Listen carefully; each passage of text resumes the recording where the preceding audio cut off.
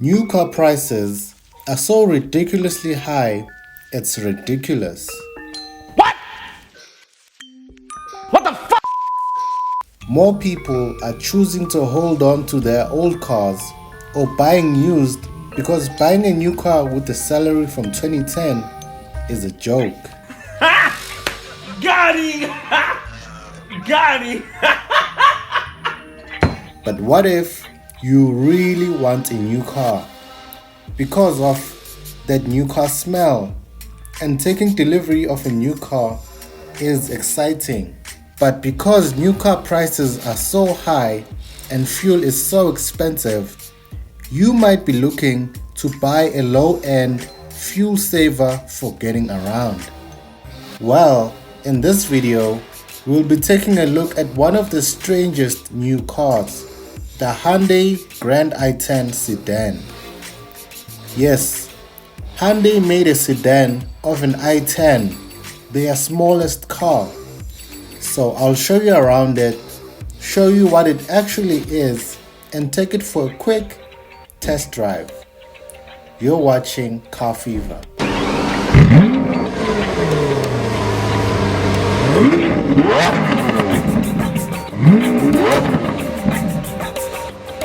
Let's start with what this car is. And surprise, surprise, it's not what it seems. The Hyundai i10 is a rebadged Kia Picanto, or vice versa, but the two are exactly the same car. And the Kia Picanto is supposed to be a budget city car, but it costs more than the Toyota Vitz, Suzuki Celerio, and Suzuki Swift. And compared to the Swift, the Picanto is smaller, less practical, and is a city car, where the Swift is a subcompact hatch.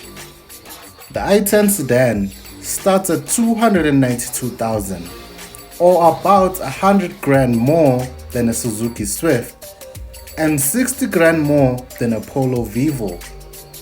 We've just started and we're already not off to a good start. So why have Hyundai decided to make a sedan version of a Kia Picanto?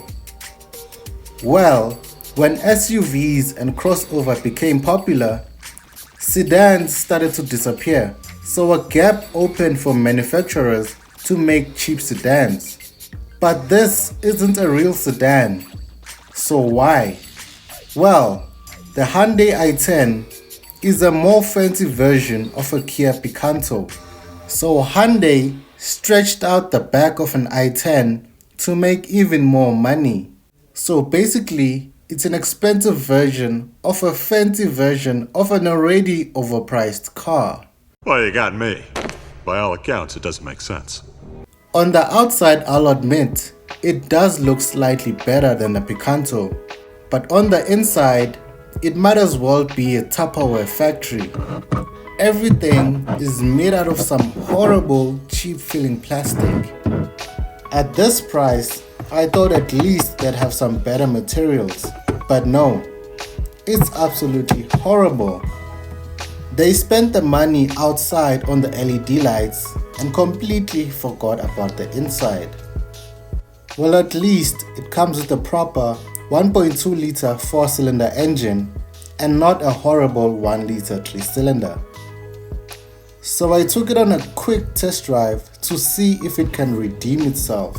So welcome to the interior of the Hyundai Grand i10 sedan, and we're just gonna go for a test drive. I want to feel how the car feels when it's driving, and I'll give you all the information as we go along. So let's go.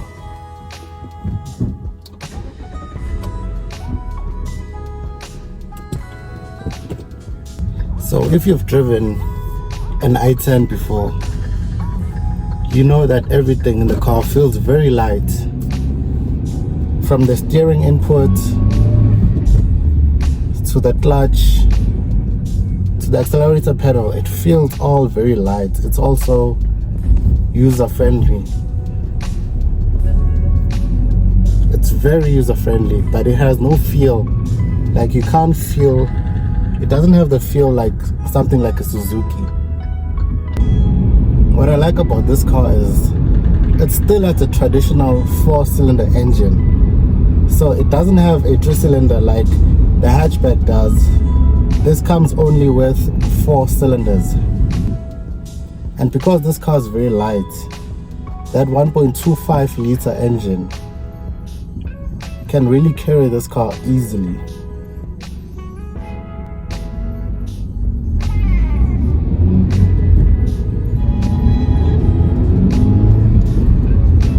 So as you're going through the gears, the car just gets moving easily.